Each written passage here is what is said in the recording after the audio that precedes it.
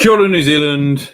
Welcome to Sweet Chain Live. My name's Matt Drake. This is episode 73. 73. Some say the best number, 73. Brady, how are you this evening? You all right? Yeah, I'm good. I'm wondering where this best number 73 comes from. Can you enlighten me? I think it's off Big Bang Theory. If you watch that, 73 is a prime number. The reverse 37 is a prime number, and 7 times 3 is 21. And 21 is, I don't know. There's a whole thing on it. Anyway, watch it. Anyway, how are you? All right? Yeah, doing all right. Got the long weekend to look forward to. Got Teupako and the AGM for Wellington here in the city. So excited for that on Saturday. 2 AGMs in a week. Can you cope? No, not really. It's been a pretty rough week. But hey, at least I got plenty of coffee fueling me through the week. How's your week been? Yeah, it's been okay. It's been so cold here, so cold. But yes, we'll get to Are you wearing a jumper finally? I mean, I am. It's still really, really, really chilly. Anyway, let's get on with it, shall we? So talking of AGMs, we had one, or rather New Zealand Disc Golf had one earlier on in the week, usually a time when things get decided, and some things did and some things didn't. And so, let's crack into it. We're going to start, as always, with hot scores, and then we're going to jump into the AGM reaction. You scared me for a second. I'm like, oh no, don't you talk about being so cold and you're not even going to heat us up with some hot scores? Man. We're gonna heat everybody up with some hot scores. Yes, absolutely. We're also going to do some picks for this weekend. We've got Coastal Cup and Timaru being played this weekend, so a little bit of normality returning to the show in terms of we're actually going to talk about disc golf for a change. And so we're going to do our picks there, and we're also going to do the analytics team are back from their midwinter vacation and have updated the power rankings for us following Sub-Zero the other day. So we'll have those going into the 2 events this weekend. Anyway, let's start off with some hot scores. Down in Invercargill, Johnny Ferrari with a 13 under par takes out the hot round for the week. Well done, Johnny. Up to Chingford, and it's Cameron Mackey who hits 9 under par. Over at Brock Park, it's Tom McKay who hits 6 under par in Dunedin. Over to Queenstown, and it's Russell King and Lucas. Put your surname in your UDisc at 11 under par. It's always sunny at Tucker Beach, and Nick Steenson takes out the title this week in the sun with 5 under par. And over at Lismore, Cameron Mackey is up there again with 13 down on the hills. Over at Ely Point, Ryan Cambridge hits 7 under par. Well done to Ryan. And over to the Garden City, it's Dwayne Fisher, friend of the show, Dwayne Fisher with 12 under par. Well done to Dwayne. And Brookerav is Ashton Clark, hits 5 under par. Across to Queen's Park Reserve, Callie Thompson hits 6 under this week. And at Taylor River in Blenheim, Chris Corbin hits 5 under par. Brady, takes us to the north. Going through the north as ever, let's start here in the hills of the capital. Brett Carlisle and Sebastian Foreman coming in at 4 under par for the hot round this week. Congratulations, Brett, Team Sweet Chain. Over at the Foreshore Koi Reserve, Scott Unsworth also pulls a -4. -4s are cheap in the city. Harcourt Park, KJ Carrig, not to be outdone, goes -6 at Harcourt Park. So well done, KJ. Yeah, that's pretty good in these conditions. Pretty good. Up to Palmy, we also got some hot scores. Let's go to Joel Simpson coming in at -8 this week out in Palmy. Topor, Lakeside, Spa Park, Red Course. Flavio Mayorga from Wellington looks like he's traveling. And the Kanana coming at +2. Kanana, please put your name on UDisc. Over in Taranaki, let's go to Maryland's the champ, Connor McKinstry, getting it done, -4 this week. Out to the Redwoods, Rotorua and the Scion Tree Nursery, Matthias Sorrell comes in at +2. Hastings has been pretty quiet now that league has shut down for winter, but Greg Dawson gets it done with +2 this week for Flaxmere. Up in the other hills, McLaren Falls and Tauranga, Flavio Mayorga once again coming in at -4 for the hot round. I suspect his name's going to come up a lot. He's up there for a couple months, I believe. If we go to the big smoke, let's go to Woodhill. Let's go out west. David Sell comes in at 2 under par for the hot round. And of course, with Waitawa coming in this weekend, Jackson Sullivan's 5 under par will take it on the tournament layout for this weekend. Nice shooting, everyone. Yeah, look, despite it being there's minus scores both on the thermometer and on the disc golf course right now. Dun, dun, dun. Incredible shooting, especially, if I may say, in the North Island. So well done, North Island. Go. Anyway, right. Let's get into a little thing which happened on Wednesday night. This was last night. Was the AGM for New Zealand Disc Golf. A number of people tuned in. I think the total number of people who tuned in was 37, which is actually pretty good considering last year about 3.7 people tuned in. So well done everybody for coming along. And you will have seen some of the results, so you might have done. What we're going to do is let's just see if I can get the results up on the screen, so we've got something to refer to. So yeah, if you haven't seen the results yet, or you're not checked your email or whatever, then we have as follows. There we go. We've got to do that. So first up was the reviewer of NZDG, and this was a yes or no, and approving Matt Pritchard to review the NZDG Association. He's does a lot of the accounting stuff. Quite conclusively there, probably expected to get through as we might expect. But something that is worth noting here is you'll see the vote count here, right? So the vote count, 182 votes tallied to 24 abstentions there. That's 206 people voted, right? And that's consistent throughout all of the votes. If you add up all the votes for everybody and the abstains, then you get to 206. And 206 is 40% more voters than last year. So that's an increase of 40%, which is incredible. And it's just under double what it was in 2020, right?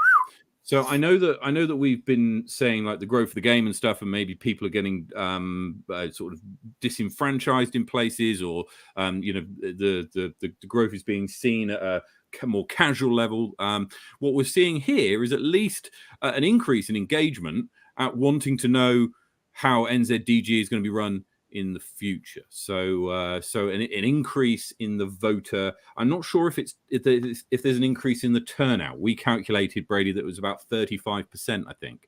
Yeah, just over 30 actually, but yes. Just over 30% turnout. So of the people who are eligible to vote, which we did by looking at the number of people who have played tournaments. I know that's not the entire list, but it's most of it. And so yeah, about 30% voter turnout, but 40% more people voted this time than in last year's AGM. So well done, everybody who did. Right, next up was the members' motion. This is quite a controversial thing. So this was the idea that a general manager would be appointed, and it wasn't it was a landslide by two outcome perspectives, but yes, so yes, approving it is got through with 78%. This is going to be interesting, I think, because it kind of said this position will be created and this person will be paid, but we don't really know how that's going to happen, right? So we don't know how does a person, or how does one apply for this position, who interviews or goes through the applications and decides. I mean, presumably it's not a case that the members decide. I mean, I don't know. Do they? I don't know. And then this person's going to do basically what the treasurer does. So we'll see. We'll see how this one plays out. Because I'm not entirely sure what it looked like. It was kind of a signal of an idea.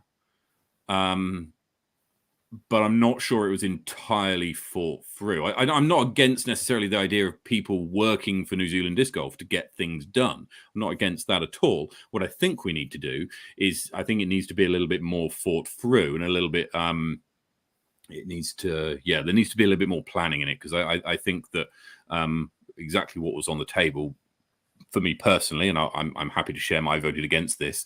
I wanted to see a little bit more to it before for just going, oh yeah, we'll do it. Also, the amount of money we're paying, like half our annual income to one role. Not sure that provides value, but hey ho, it went through anyway. So we'll see how that carries on. Now, Outreach is next. Outreach, Chris Corbyn wins 68% of the votes over Charlotte Honer. So Chris Corbyn will take up that position. We spoke to Chris last week on the show. Recently installed a few courses up in Blenheim. So well done to Chris. He's the new Outreach Director. And by a whopping 96% approval rating for Andrew Fleming as Communication Director. So well done to Team Sweet Chain's Andrew Fleming for picking up the Communication Director role there. Yeah, pretty decisive, I would say. Next up was the Tour Director role. And so this one is Bray Marsden was approved with 71% of the vote. And any thoughts here, Brady? Any thoughts here? I expected this to be higher, I'll be honest. Like a higher approval rating, as it were? Yeah. Well, it's... to be... I have some comments. Like, I'm really interested because we had all these people on the show. And so, like Bray was one of those that, for me, I loved how, like, passionate he is. Like, I did vote for him. I voted for. I'm very interested to see how high the no's were. And so the fact of, I wonder if, there was some controversy, like that came through. And I also think that he didn't, Bray, I love you. Don't take this the wrong way. Like he didn't necessarily interview well on the show. He was very kind of quiet and timid. But, like he was very like passionate and like, his manifesto was great. And so that kind of idea that here's Bray like running for a tour director. So he's going to be in front of a lot of people and in front of a lot of important people running events, and it didn't seem like the spotlight really fit him last week on the show. So, like it'll kind of be interesting seeing going forward. And, like maybe that was reflected in a bit of the vote, like that, that Chris was, pretty well spoken. And Andrew, of course, was pretty well spoken and so, yeah, maybe the show swayed some votes. Maybe it didn't. Who knows? Okay, and the final one here is chairperson. Now, this was probably the contentious one of the lot, and we've got a no vote for Leon, 101 votes to 94, incredibly close. If 4 people had voted the other way, then this would have passed. If 8 of the people who abstained didn't abstain and voted yes, then it would have passed. Incredibly close vote. What are our thoughts here? Because Leon was the only candidate, right? So the result of all of this is that NZDG doesn't have a chairman. It's got a tour director, a communications director, an outreach director, no chairman, no treasurer, no secretary, and no deputy chair, right? You could argue that if the committee only had those 4, it could function, right? I think it needs 4 to reach quorum, or maybe 5. But if they had those 4, it could reach quorum, and they're the 4 it doesn't have. Right, what's going on? There's 2 things in this. One, like I know how passionate Leon is about the sport. So, like my thoughts go out to him. This must have been some kind of shocking news. But the one thing that I do like is I love how close it was. The idea that, like if you think your vote don't matter, is literally it came down to 4 people. True. You know what I mean? Like this brings me back to Florida and the States, but that's a whole nother story. Yeah. So the idea that people voted and like everyone voted, only 11. So this was like the least amount of abstentions of all the votes. And I like the fact that New Zealand Disc Golf put this in the Constitution years ago, the idea of a kind of vote of no confidence. And so the fact that everyone had an opinion on this, which I love, people voted. And like it was a close vote. And, like this kind of emphasizes why these types of votes need to be in there. Now, what does this mean going forward? I don't know, because we do have board members. Board members have been convened. And in the Constitution, it talks about that board members will appoint amongst themselves a like to kind of fill the other roles, but without, like you said, those key roles of treasurer and secretary and chair and deputy chair. Like, I don't know, like they can hold an SGM, like and try to host another votes, like maybe there's someone who will step up, maybe someone will get the nudge. Like there's a great quote, there's a great speech, there's a commencement speech at a university in the States that talked about responsibility.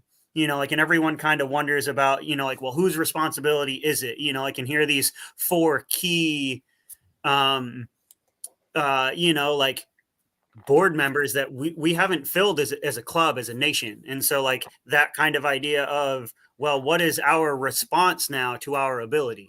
Like, do you have the ability to lead? Do you have the ability to double check receipts, tournament invoices, that kind of stuff? Do you have the ability to sit there and type notes in a meeting? Like to keep track of forms and that kind of stuff? Like, what is your response to that ability? And so, yeah, it'll be really interesting to kind of see how this goes forward. And so, like Leon talked about it in his speech, that whole general manager idea and why they've been created. Like, well, maybe this is kind of it, like if no one's willing to put their hand up, this idea that, well, in the modern age, everyone has an opinion, but no one wants to take responsibility. Well, it seems clearly, like, well, here we are, two gentlemen on a, like what, a news show with an opinion. Neither of us stepped up and like took, like ran for a position. Yeah. So who can we say? Fair. Like, we didn't put our hands in the ring. No, that's fair. That's fair. I mean, Tom makes a good point there. 94 people say no, but why didn't they run for chair?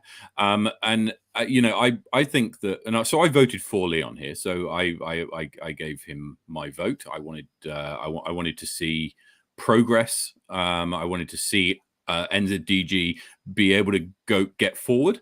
And actually, I think constitutionally, if looking at the Constitution, right, in order to reach a functioning board, I'm going to read you some bits here. This is all very legalese, so you can blame Paul Deacon for this wording.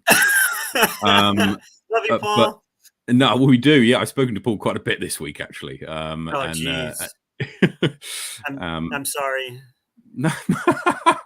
But what it says is, where is it? There should be a minimum of 4 directors on the board, so including the chair, secretary, and treasurer, and a maximum of 7. So what that means is there's only 3 now, right? So the board can't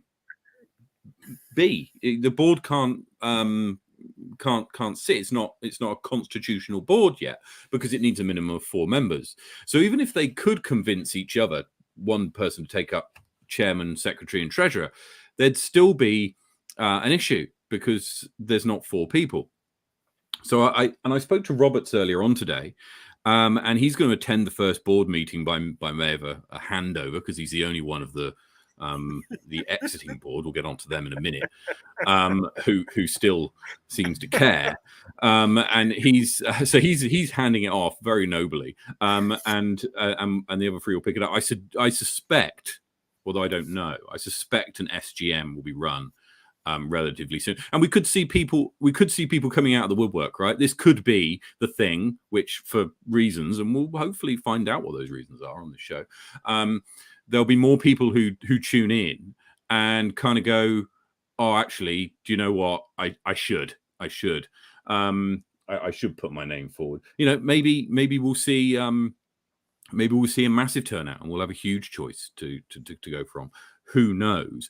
Not least, what I would expect is I saw and heard some rumors of what might be described as a smear campaign against Leon going round earlier on this week in the run-up to the AGM and the voting.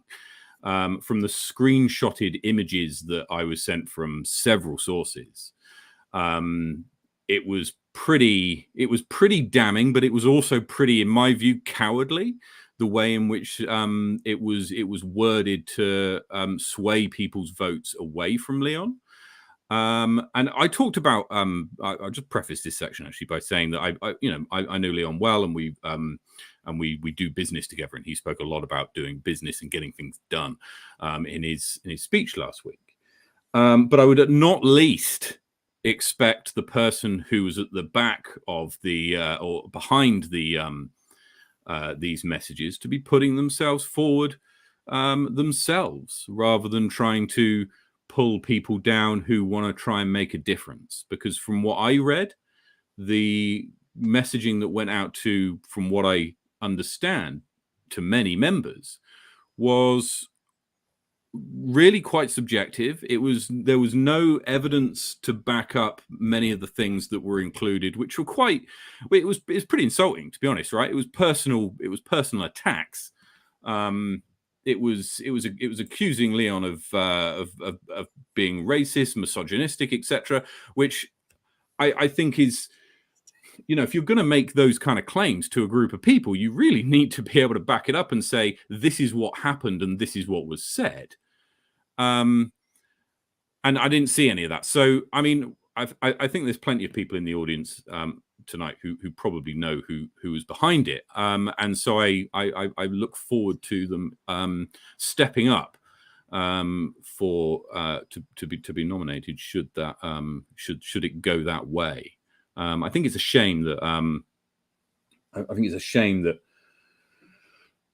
New Zealand disc golf politics, gets to this point, when really there's a group of people who are actually trying to get stuff done, and there's a bunch of people who really don't want that to happen, and I think it's a shame. But I think this brings up an interesting point.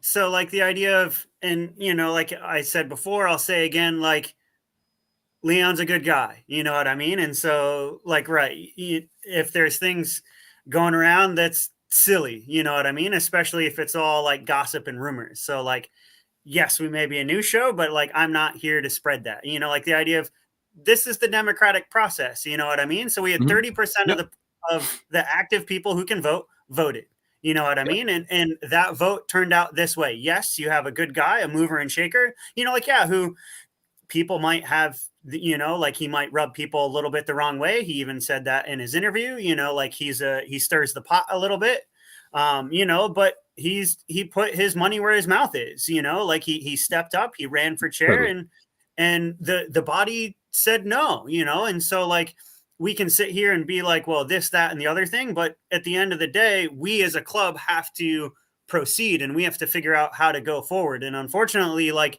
the body has spoken, and it's not going to be Leon, and that's a shame. And I hope that there's another, like, leader who can kind of step up, like, into this role and, like, lead this country, or, like, connect and unify this country. Because maybe that was it, like, maybe in this, current climate, things are a bit too like that, too rumors, too gossipy, too cliquey, you know what I mean? And maybe the nation wants to come together and have some unity, you know what I mean? And I think we're kind of past the North Island, South Island stuff that used to kind of run through the politics of New Zealand past. And I think it's time that, and this board really reflects it. Like, it's a younger board, like, who've only been around a couple years, but, like, they're passionate and they put their hands up. Bray is a great example. Andrew comes out of, like, Dunedin. Look at Chris Corbin. He's putting baskets to the ground. You know what I mean? So it's like, yes, it's a shame. But at the same time, like, this is the process. And so, like, just like we have the right to vote, we also now have to deal with the consequences, like, yeah, no, look, and don't get me wrong, and Stephen's made a point in the comments coming through. You said earlier that you like the rules as they stand with the ability to vote no confidence. I do, but now are calling out people that use their vote about their representation at a board level. Look, what I don't have an issue with is I don't have an issue with people voting how they did, right? What I have an issue with is rumor and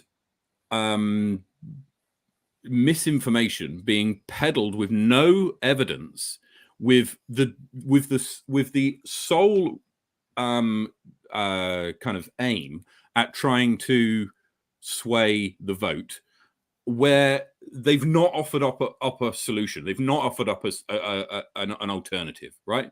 They've just said, hey, all of this bad stuff about this person, and I don't want that to happen. It's like, well, what's your solution to it then? What do you propose? Which is why I'm encouraging them to stand this time, right? And so I think hopefully I've got my point across there, and that's what I think. I think it's a shame that it's kind of got to this point, and it's a it's a real kind of it's a bit embarrassing, to be honest, that New Zealand disc golf's kind of got to this stage, and the previous board, although they probably won't care, I think have got quite a lot to answer for. I mean, if you were going to go AWOL, if you didn't want to do the job, why didn't you just resign? Right? If you said to yourself, look, I can't be bothered with this, it's not really my thing, things have changed, can't be asked anymore, fine, resign. And then the board can get someone else in who does want to take it forward. But if you just do nothing and allow it to just sort of plow along for 8 months with nothing happening, we get to AGM time and no one's been engaged, no one's part of the funnel of future board members, and we end up in a situation now where we're sort of scrabbling around to keep an organization alive, which I think most people appreciate and would like to still see exist, although its utility or necessity has perhaps been questioned in the past. So yeah, that's my views anyway. No, go on, because this is the point to discuss, right? I'm not going to take this personally. Well, no, well, and that's it. And like, honestly, for me, being in the sport for a long time, and I've seen this not only in disc golf, but in other sports and also other industries. Hospitality is where my background comes from outside of the disc golf course. And so the idea of this isn't like 1 year, this isn't like one board. You know what I mean? This is like a chain of events. This is multiple boards. I was on the board for 5 years before I'm like, look, I'm done beating my head against a wall trying to affect change, and then affecting change and then having it taken away. You know, like the idea of, as tour director, I did something very similar to what Roberts did, that Roberts has taken to that next level. You know what I mean? And like, arguably the New Zealand tour and the New Zealand tour director is one of the roles and parts of the board that continues this organization moving forward. And I really think that that's what we need to do. You know, like, in that our attitude of blame, whether it be on individuals trying to slander others, look, like, there's politics, there's competition, and like that kind of stuff. Some people play fair, some people play dirty, you know, like all of that is subjective. You know what I mean? At the end of the day, we're a bunch of individuals who enjoy this incredible sport that gets us outside and gets us active and brings us together as a community. You know, like I talk about it here in Wellington, it's community through sport. And so like that idea of, we need to move forward and we need to figure out how to do that. Is it paying a position? Clearly, there are members of our organization that feel paying a person to well, they're not volunteering anymore, are they? They're getting paid. So a paid position might be the way forward. And so there was enough people to get that passed. You know what I mean? So that's it for me. I don't care about past boards. You know, like I care about Bray. I care about Chris. I care about Andrew. You know what I mean? They're going to carry us forward. So let's just have a quick word on them. First up, well done and thank you. Really, really good work from the three of you to get elected and to be voted on. And from everybody at Sweet Chain Music and Sweet Chain Live, we wish you every success. Hopefully we'll have lots of conversations along the way as to the kind of stuff you've been up to. So yeah, look, we wish them the very best of luck. It's going to be pretty tough. I have to say that a comment of the day goes to Steve so far. So yeah, I think everybody kind of agrees with that, and yes, very much. And he's a great example. So Steve, if I'm not mistaken, that is Steve Lawson from Topor. And if you think about the long road that was the Spa Park course, the idea that I've played that course so many times temporary, and this such beautiful land in the country that's now a permanent course. Steve, I know, is a part of that like mission and that spearhead to get it done. You know, you can say what you want about getting it over the line, but you know, like Steve's there, boots on the ground, you know, like they've now hosted one of the largest events ever. They're about to host North Island Champs next year. Even more, 200 people at a New Zealand disc golf event. Yeah, if you want to talk about like burying the hatchet, putting things behind you and growing forward, that slow, methodical, like take your time and get it done right. Arguably, Spa Park is one of the best rated courses in the country. You know, like what Steve, Topor Disc Golf, and like Disc Shop have done is incredible. You know what I mean? And maybe that's it. You know, like maybe we can, you know, take a page out of that book, you know, and think about bringing people together and stop thinking about pulling people down, dragging people to our level, you know, and like, no, let's rise to the top. Let's rise above that. Let's be the change. Thank you, Gandhi. Like, be the change you want to see in the world. So let's stop complaining about it and let's start doing something. I completely agree. We will probably, I suspect, I don't know, and I'm not a constitutional man, and I certainly don't have any say in what happens. I suspect that an SGM will follow. Which will hopefully tidy some of this stuff up, fill some of the positions that are currently vacant. We can all move on with the world and get some disc golf played and kind of do all that.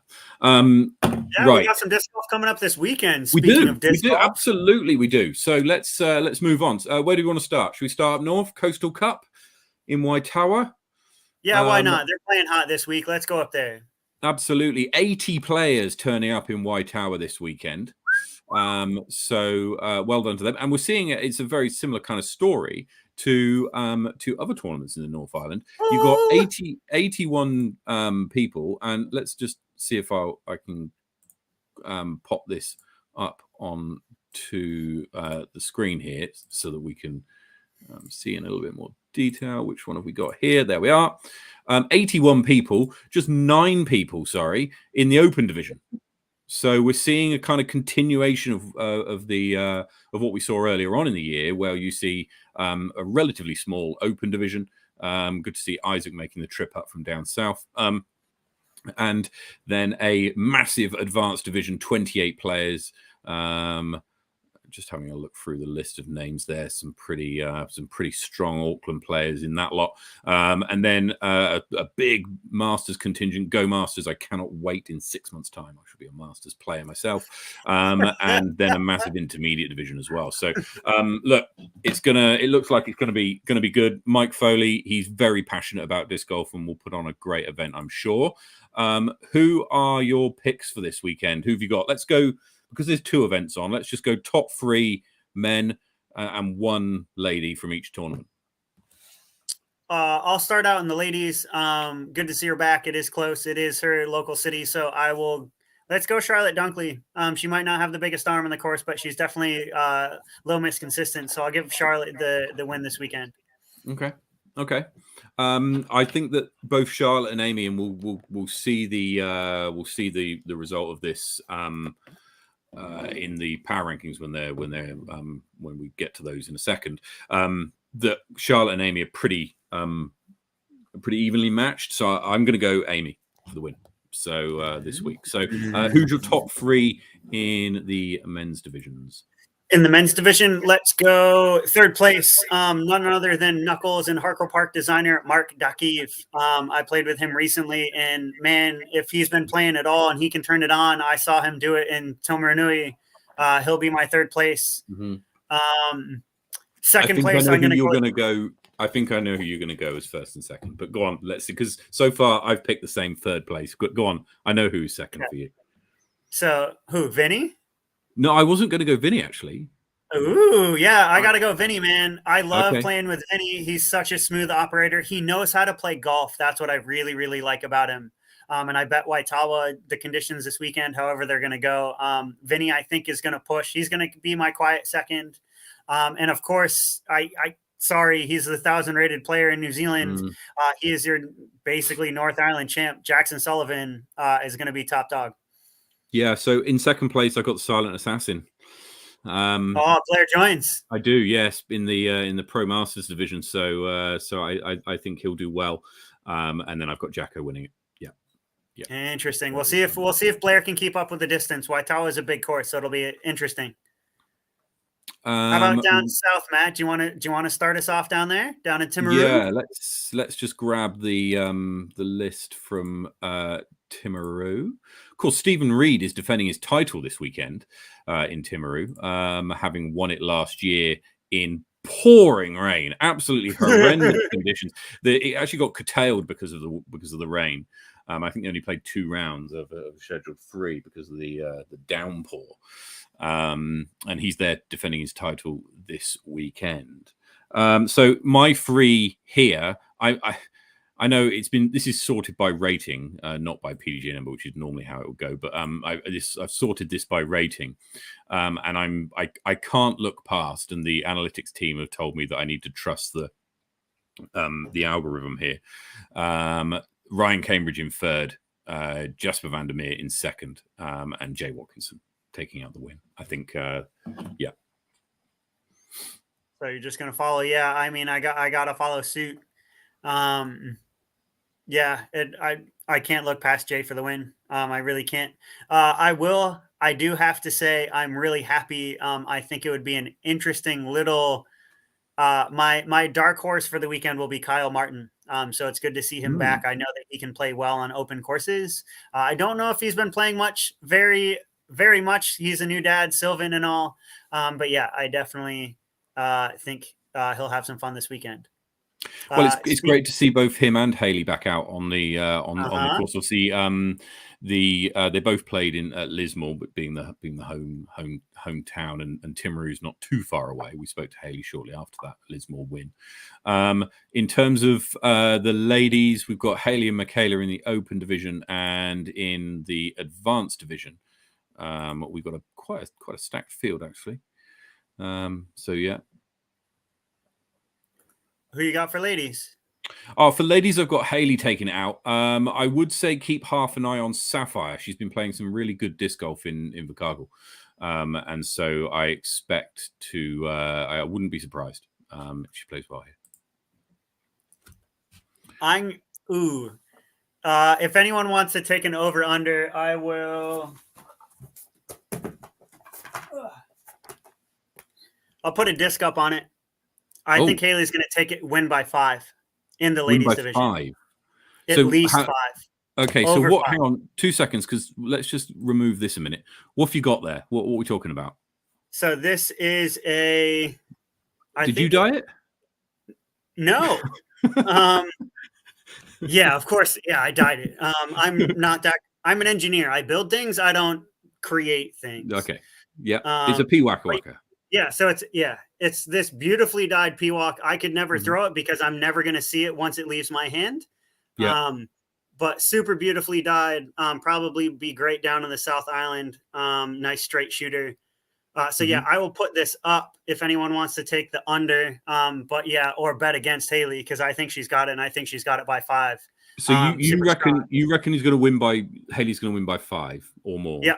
So if anybody here thinks that she's not and that she's going to win by under 5, then pop your name in the comments. And if she does win by less than 5, we'll spin a wheel and see if we got. Yeah.